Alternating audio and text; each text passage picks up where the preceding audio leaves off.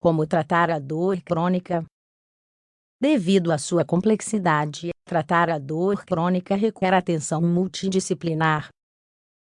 Muitas vezes, além dos medicamentos, opções como psicoterapia e fisioterapia são abordadas.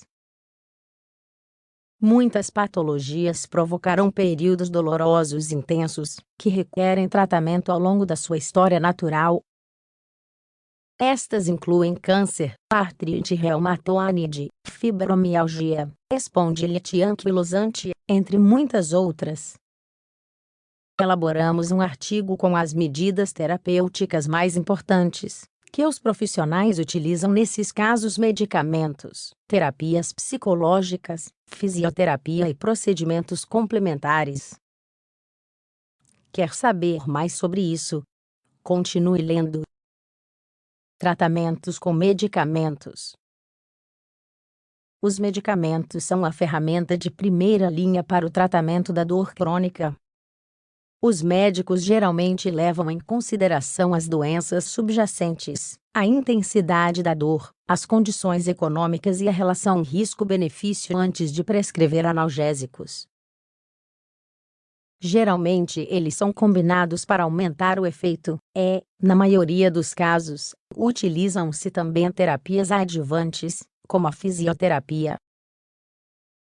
Aqui está uma breve revisão dos principais medicamentos que o profissional pode prescrever. Anti-inflamatórios não esteroides, também chamados de AINES, estão entre os mais usados em todo o mundo.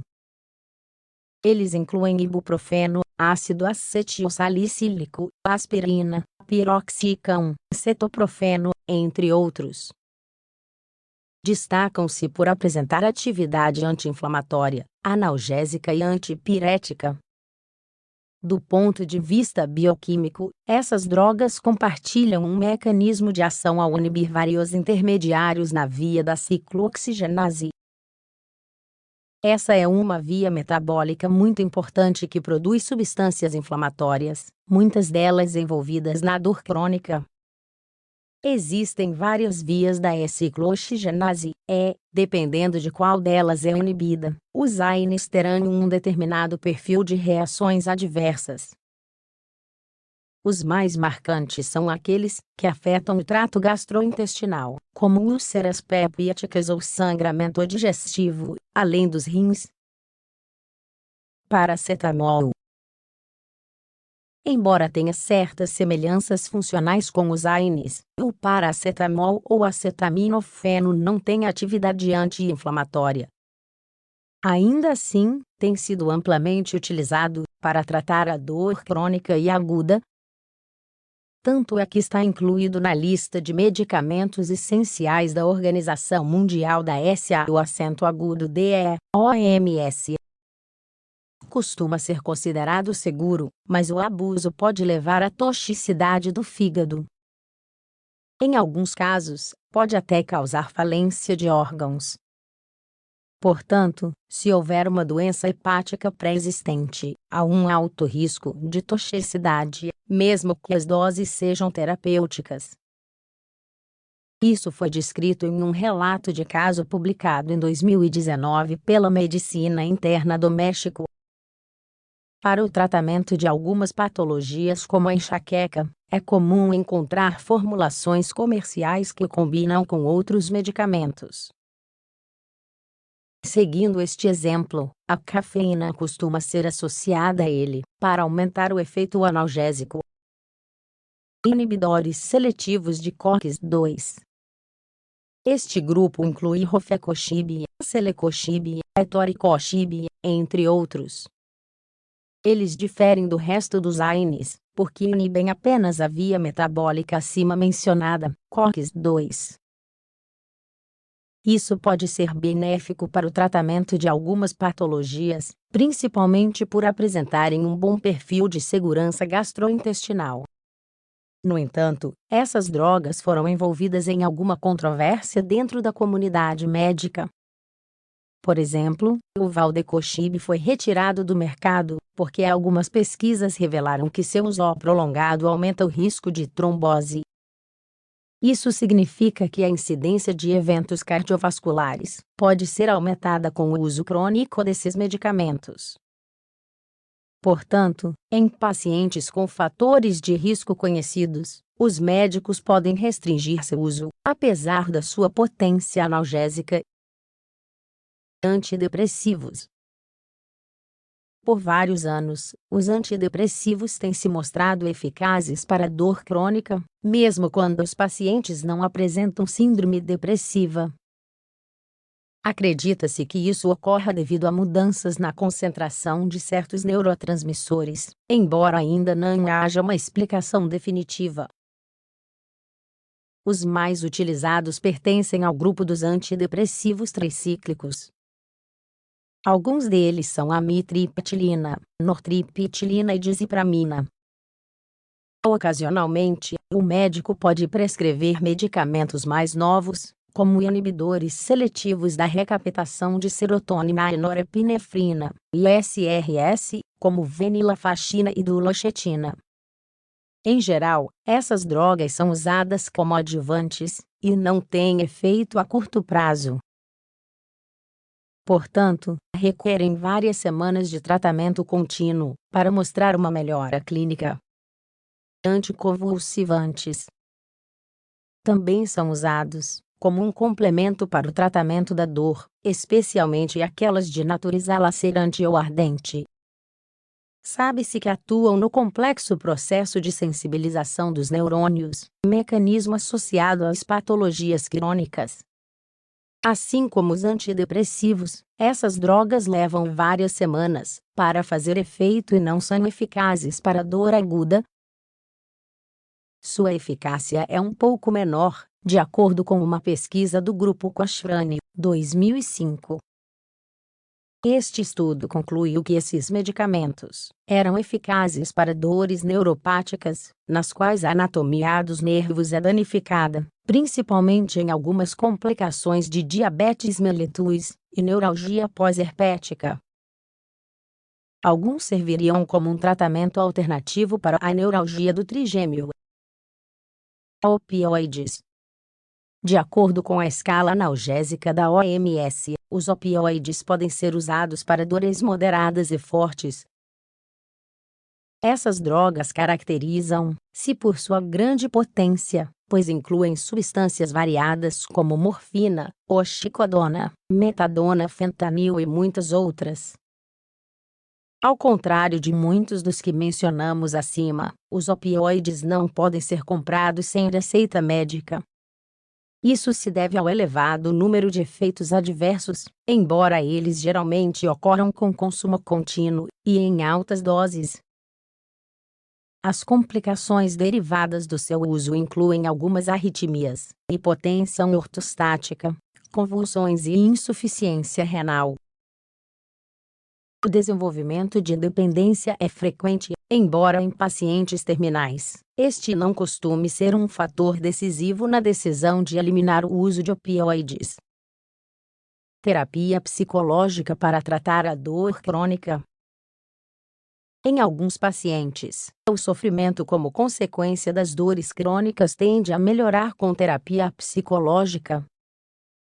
Isso é mais notório para aqueles que têm um sentimento constante de medo ou pânico com a chegada iminente da dor, especialmente em condições crônicas de difícil manejo. Para entender melhor o processo, devemos partir do fato de que a saúde é um reflexo do modelo biopsicossocial, em que os aspectos afetivos e emocionais podem influenciar o curso da doença. A seguir, descreveremos as modalidades de base psicológica mais importantes para tratar a dor crônica. Terapia cognitivo-comportamental.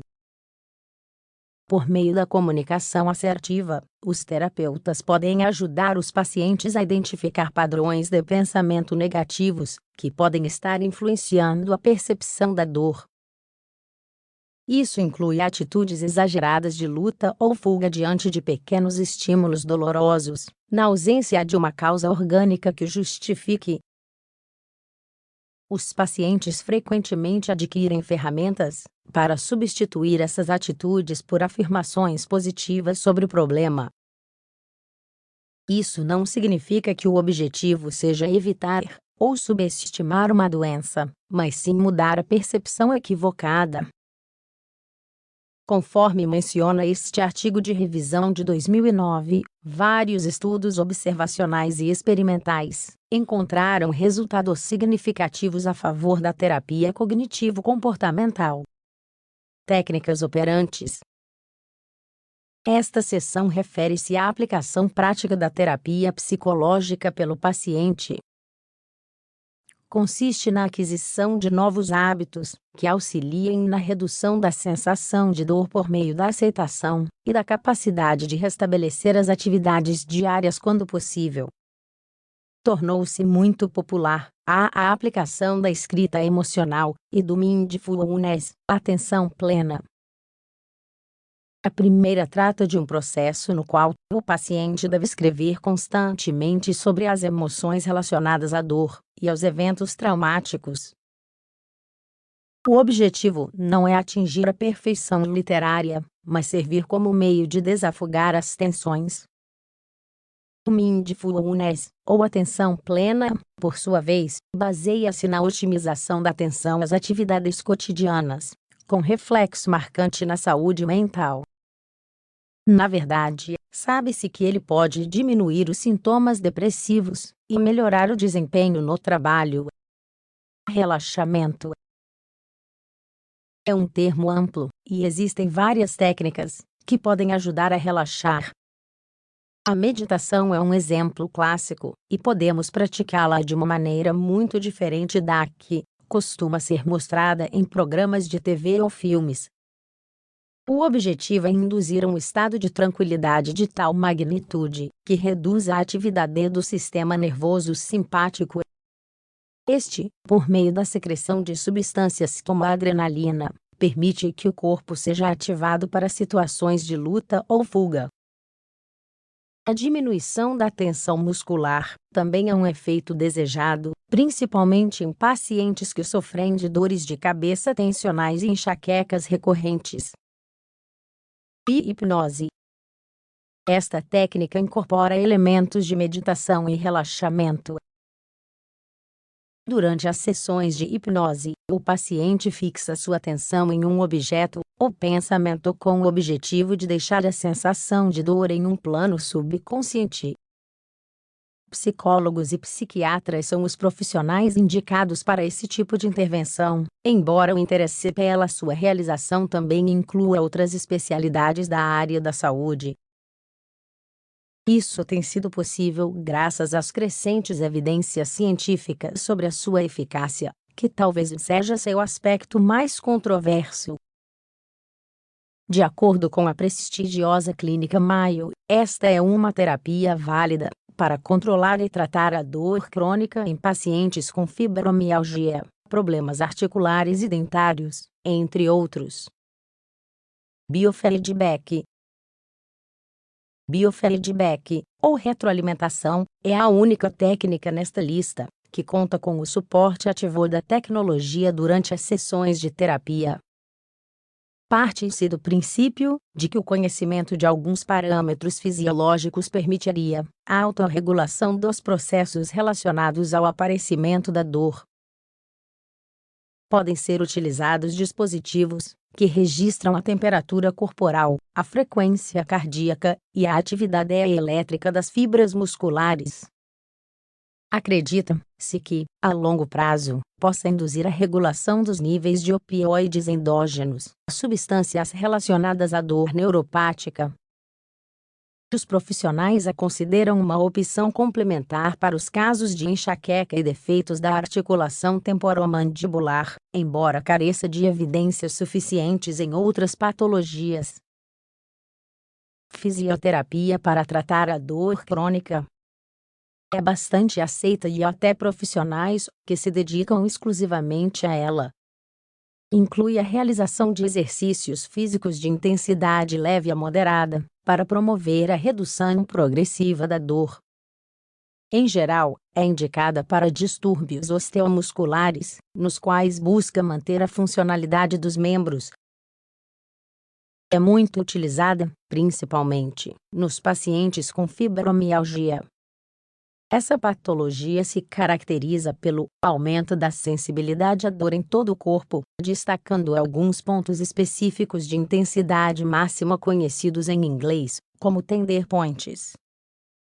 A sua causa não é bem conhecida, mas pode diminuir significativamente a qualidade de vida se o paciente não receber o tratamento adequado. Tratamentos complementares. A maioria dos profissionais de saúde costuma prescrever vários tratamentos para a dor crônica. Portanto, os que mencionamos tendem a se combinar e mudar ao longo do tempo para alcançar melhores resultados. Quando não são mais eficazes e ocorre falha do tratamento, pode-se considerar outras opções mais invasivas para eliminar o substrato anatômico da dor. É o caso da neurólise, dos bloqueios cirúrgicos e da cirurgia minimamente invasiva. Na maioria dos casos, existem poucas complicações importantes. Em parte, isso se deve à formação especializada no tratamento integral da dor. Atualmente, os hospitais tendem a ter unidades bastante heterogêneas, que contam com a participação de anestesiologistas, cirurgiões e fisioterapeutas. É possível tratar a dor crônica.